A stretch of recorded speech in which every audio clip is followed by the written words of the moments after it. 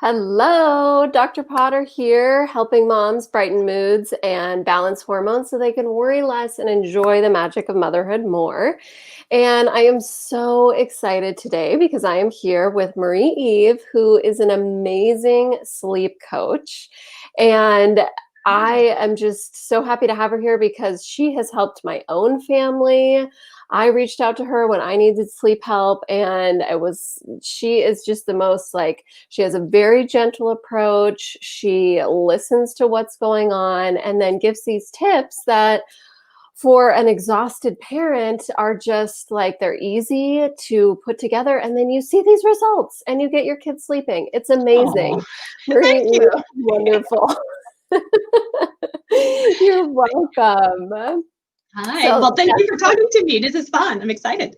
good, good. Yes. And so she's here. We're just going to chat about sleep stuff. Marie, why don't you start off and just tell us a little bit about your family? Yeah, absolutely. So I'm a mom of two. My kiddos are 8 and 11 now, and my 8-year-old was my non-sleeper and kind of took us on a sleep journey of our own. And then when we finally were sleeping again, I decided to become trained and certified so that we could help families get the support that I really needed at that Yes, right? time. That's like so much, when you struggle with something and then you're like, no, I need to help other families with this. Yeah, because looking back, I mean, there's our journey could have been different. And you're talking about being able to take care of ourselves so that we can enjoy our families better. Like I think sleep is similar in that sense that if you're getting some sleep, it's easier to be the parent you want to be than when you're exhausted. Yes, absolutely. Absolutely. And Brittany, she popped in the comments and said, so she's like a superhero. Yes, Marie Eve is a superhero.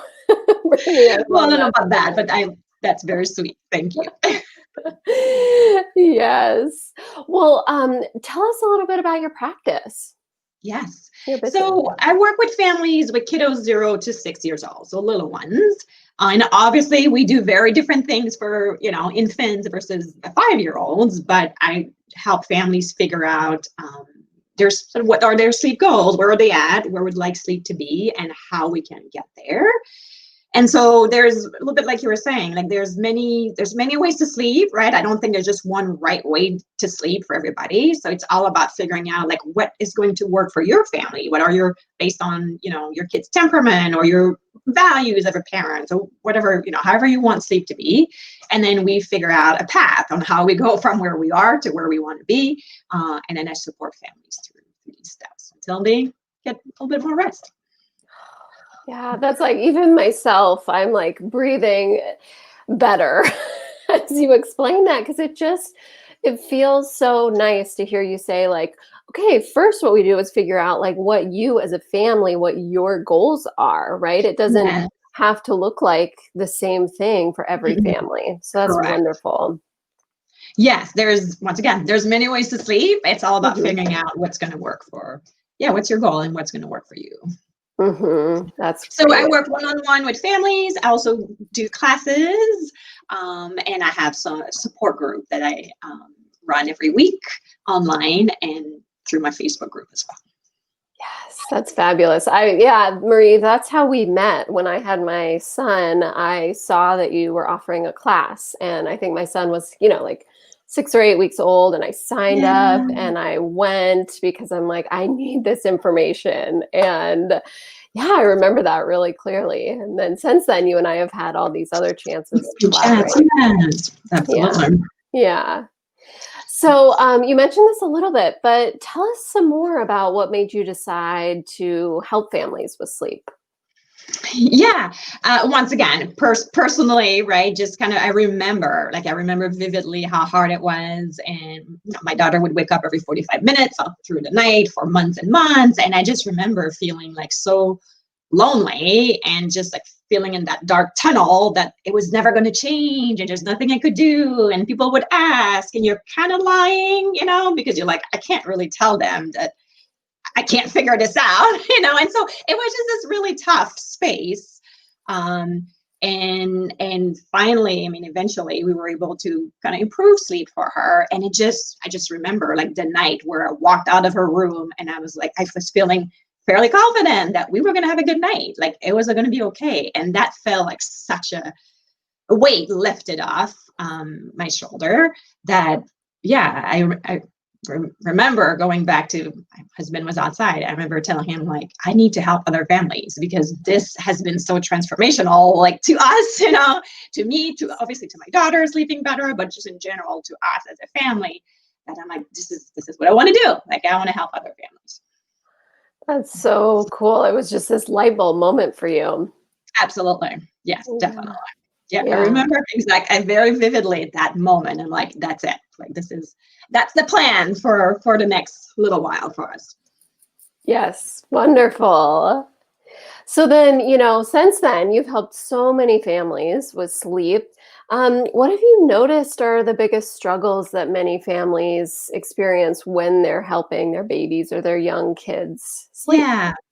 I mean, there's obviously, sleep stuff, but I think what's even more confusing is more like just overall, when we think about sleep, like so much information, but also so much contradicting information that whatever you're doing, you could probably research and find somebody that says that that's wrong, right? Well, whatever it is that you are doing. And so I think that's really overwhelming for families to kind of try to decipher like between all of this, like what to do. So I think that's kind of tricky. It's also become somewhat controversial, as a topic, which is unfortunate. And so I think that adds a layer as well of sometimes not wanting to talk about what you're doing or not doing because of sort of that, layer of guilt or, kind of shame or whatever that we're kind of adding to that. So that piece, I think, is sort of making things hard for families to kind of pick a path, right? Or just kind of know what to do to move forward. Yes. Yeah, I've noticed that when, moms are talking to me or just talking with families about there's like a shame around what Yeah. you've decided with your sleep schedules, but really we have to like take a step back and say like, "Oh, okay, you're both working and you have a small baby and you have to figure out your sleep because of this." Like, and there's a bigger picture to it, and also what families feel comfortable with. It's all Mhm. different. Yeah. Yeah, absolutely.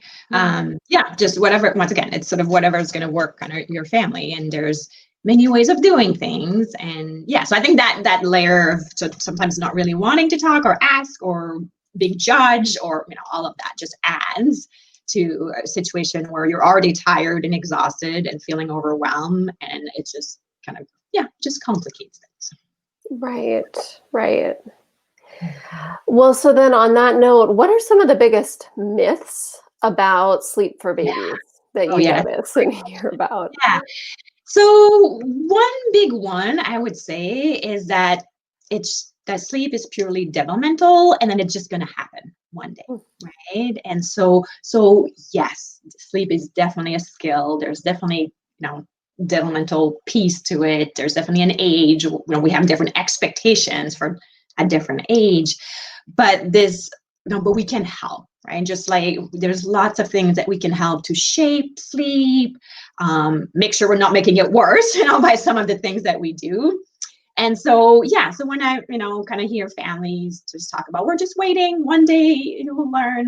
And I'm like, oh my gosh, but there's things we could do now, right? To kind of help give them the opportunity to learn sort of these skills, and be able to change things sooner than eventually when they learn. Because honestly, because sleep is a learned skill, like if we don't give our kiddos like an opportunity to try something new or experiment, or then it can take a really long time for them to get there because you know they never got the chance to practice that. Like I think about sleep just like rolling, right? And so there's definitely an age and a development piece, a journey to be a kiddo, a baby being able to roll. But Mhm. at the same time, if that baby has never been on their tummy, like ever, it's going to be very hard for them to learn to roll, right? Like you have to be given the opportunity to like hang out and learn, so that eventually you get to the point where you can roll. So similar from a sleep perspective, that if we we can trust that our kiddos can learn, and we need to give them some opportunities. Hmm. So that is probably one of the big myths. If I could have another one, I would say, that cry it out, is the only thing that we can do to change sleep habits, which is so not true. There are lots of methods. There's a whole spectrum of how we can parent during the day. There's a whole spectrum of how we can address sleep and the tools we can use, the strategies. And we just kind of tend to hear about one extreme or the other. Often we hear cry it out or wait it out, right? But there's a whole world in between where there are things we can do. And it's all about figuring out what are those right tools for you. Yeah, I'm really glad that you brought that up, because I'm guessing that's one of the biggest reasons that people won't seek out help for sleep. Yeah. Because they're like, well, the only thing I read these things, or I'm pretty sure this person's only going to tell me to just cry it out, and I can't do that emotionally. Yes, absolutely. Yeah, that comes up all the time, where it's like, well, I can't cry it out. I'm like, well, that's okay. We absolutely don't need to do that. There's still lots of other things that we can do to help, right? To help your kiddo learn to sleep better. So that's definitely one, I think, a common thing is that there's nothing you can do, or that's the only thing you can do, and just kind of not a lot of information, or not as much information about the in-between world, where actually that's what most people would actually do if we heard about that. Yeah, that's so, it's like, how did we get here in this place where all of a sudden it's like it's one or the other, and Right. there's Kind of black no or white. information. Mhm. Yeah, it's like you do Yeah. nothing or you just cry it out. When really it's here that you get all it's easier and less less hard on yourself Mhm. as a Yeah. parent. Yeah. Mhm. Yeah. So yeah, that's definitely that. Cry it out being the only option. And then Mhm. another thing that sometimes we hear is that in order to improve sleep, you have to stop feeding at night, right? And so Mm. that is also something that's not true. Like we can, if for calories or for a supply perspective, like we want to keep feedings at night, we can totally keep feedings, but still improve like sleep between the feedings, right? Like it just around that. So that's also something that I hear often. It's like, oh, my baby still needs to eat at night, so there's nothing I can do. And no, I work with lots of families that we have a plan where we still do 2 feedings or 1 or whatever it is, but we can still improve sleep. Oh, that's so good. That is so good. Well, so then also, as you've been working with so many families through the years, what are some of the biggest mistakes that you see when families are helping like young babies, young kids try to go to sleep? Yes, that's a good. So I think the biggest one is that we hit a wall at 3 a.m. one day, and then we try something new, right? And we've all been there. I've been there, when you're like, that's it, I am not getting up one more time kind of thing. And then you're like, that's it, we're doing something different, which Yes. all been there. But then often when we decide to change something on the whim at 3 a.m., it doesn't really work out so well. And then we're discouraged, and we're like, well, that didn't work, so there's nothing I can do. Right. And so having a plan, right? So the mistake is to just start, right? Not have a plan and start in the middle of the night, right? Like, so those are definitely typically combinations that don't really lead to success, but that is not a reflection of what could happen, right? If we were calm, we had a plan, we started bedtime, like we kind of worked through this. And so that's definitely something that I hear. Well, we did this at 3 a.m. 2 months ago, it didn't work, and that's it. Like, well, no, there's probably different things that we can do. So there's that.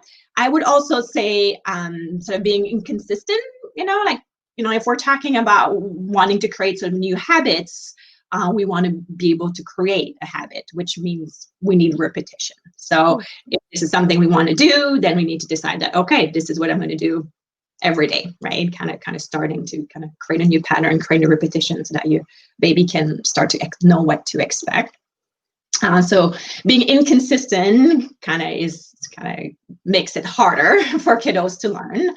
And I would also say not being on the same page as a family. So in families with 2 partners, if if we're not on the same page, then it's difficult, right? Because often then, we need to be supported. We need to have a plan that we agree on so that we can support each other as we kind of respond.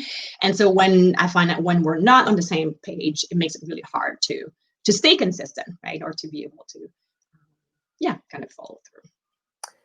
Right, which yeah, and then the kids get confused too. Yes, absolutely. Yes, it kind of goes to that sort of consistency that we want to be consistent, and we want to, if your partner is not on the same page and is responding differently or just not supporting you as you're kind of helping your kiddo, it just makes it harder to be successful. Yeah, yeah. Well, so then, yeah, what can be done to help families figure this out? And how can we see Yeah. you if we want to come see you? Yes. So there's different ways.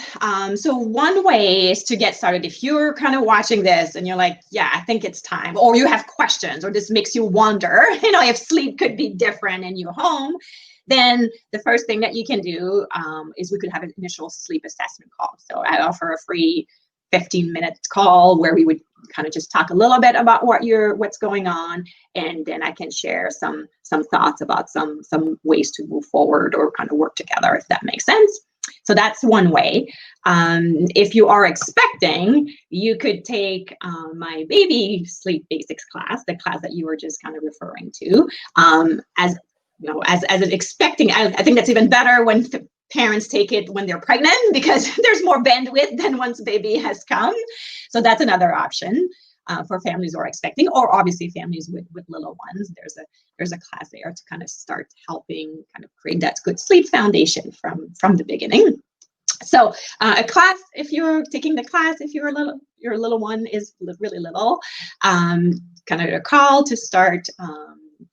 And then I work once again one-on-one with families. So if this sounds like it's a good fit, we would do a package where we do a consultation, come up with a special plan that's sort of customized for your needs, and then we walk through the plan together. So as families start to implement the plan and make changes and create new habits, I'm right there with them every step of the way through emails and phone calls and texts, and just we kind of work through the plan together and celebrate at the end when families are sleeping better.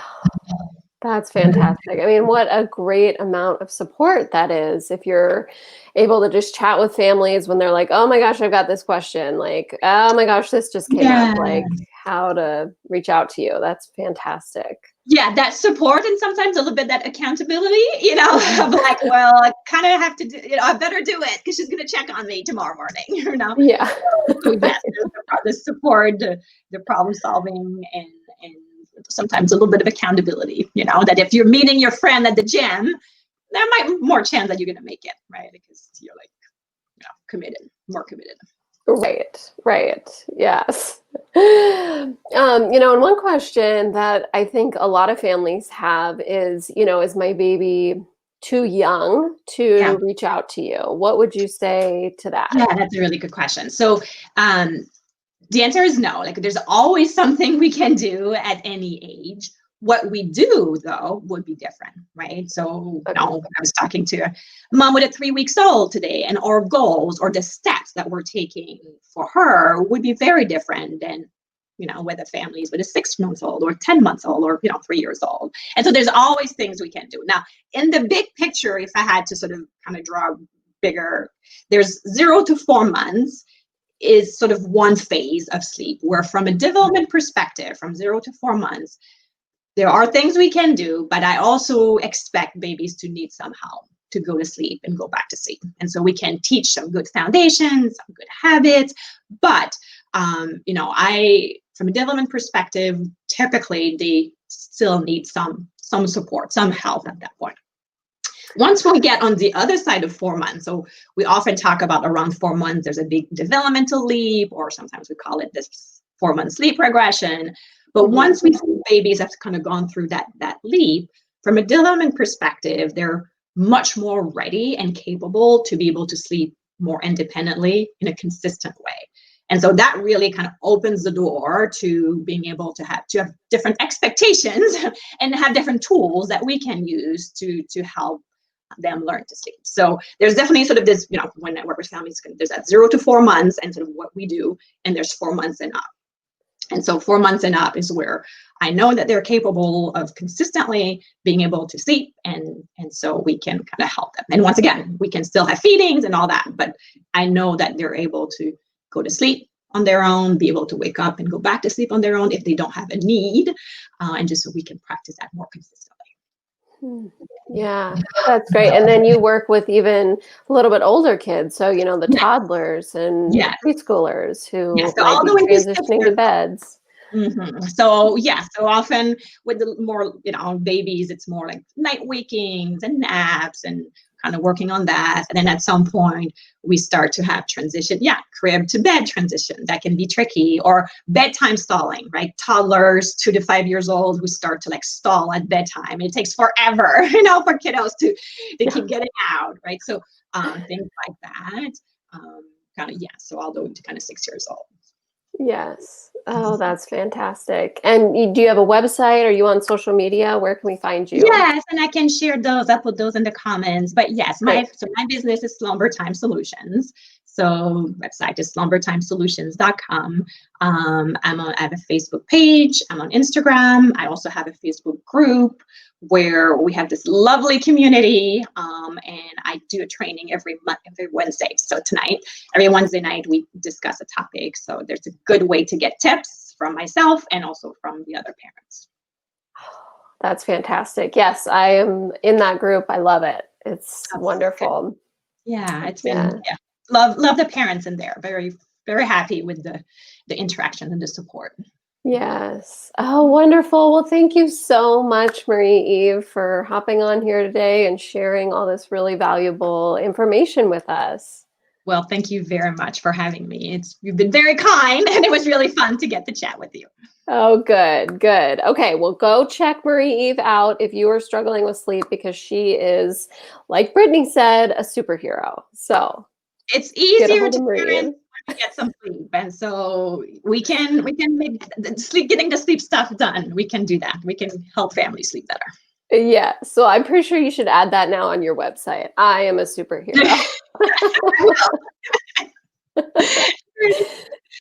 Well, thank you so much. Oh, you're welcome. Thank you, Marie-Eve. Bye, Bye-bye. everyone.